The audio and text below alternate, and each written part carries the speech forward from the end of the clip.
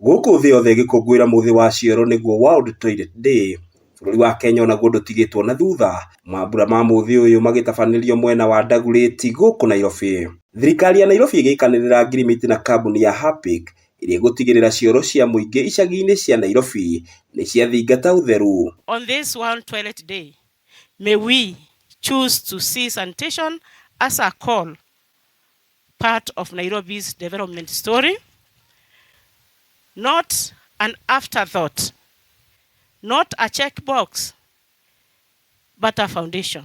Kinya rĩrĩa rĩgathĩrĩirio na njĩra nene kuona kaunti ya Nairobi nĩ ĩmwe ĩrĩ na icagi iria muingi ũhũthagĩra cioro cia hamwe. No one partner can achieve proper sanitation for the country by themselves.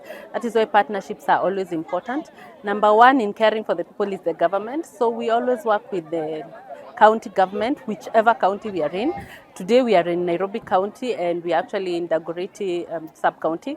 So we have partnered with them so that we are able to facilitate the commissioning of new toilets in this area that will be able to serve the public. Ona aikari a Nyarienda kaunti-ini ya Kisumu onao matitigĩtwo na thutha, kuona onao nĩ magunĩkĩte na cioro cia kĩrĩu cia muingi cia eco toilet. Ideally, these are shared toilets. So in a place like this, we are actually very near a market.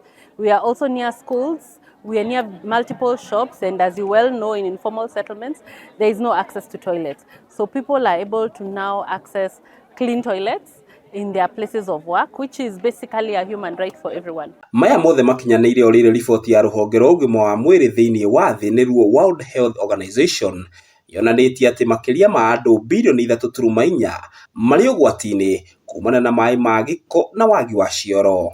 Safe toilets reduces diseases, keeps girls in school, strengthen healthcare delivery, improve safety, and restores dignity. Handũ-inĩ ha Kameme TV, rĩtwa rĩakwa nĩ Njaũ ya Kĩnuthia.